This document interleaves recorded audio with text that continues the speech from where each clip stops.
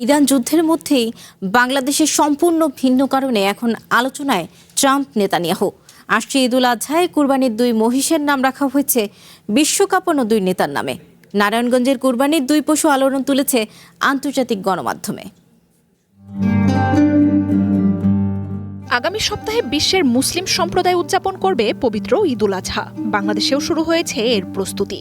দেশে এবারের ঈদ আয়োজনে অংশ নিচ্ছেন ট্রাম্প, নেতানিয়াহু। তবে সশরীরে নয়, দাপুটে এই দুই নেতার নামে দুই মহিষ এবার আলোচনার কেন্দ্রে। নারায়ণগঞ্জে ট্রাম্প নামে বিরল এক অ্যালবিনো মহিষকে ঘিরে ব্যাপক আকর্ষণ সামাজিক মাধ্যমে।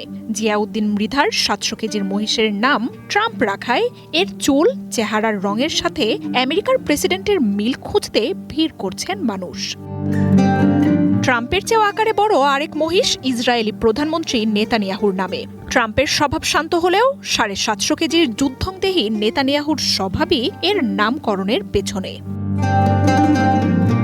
সামাজিক মাধ্যম ছাড়িয়ে বিশ্ব গণমাধ্যমেও ব্যাপক আলোচনার জন্ম দিয়েছে বাংলাদেশের এই দুই মহিষ। রয়টার্স, ইন্ডিপেন্ডেন্ট, ডন, ফ্রান্স 24, এনডিটিভি সহ বিশ্বের বহু দেশের শীর্ষ গণমাধ্যমের খবরে উঠে এসেছে ট্রাম্প নেতানিয়াহু।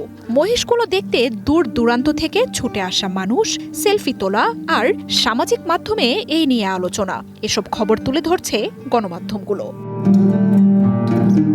মার্জিয়া উপমা, ওয়ান ইন্টারন্যাশনাল ডেস্ক।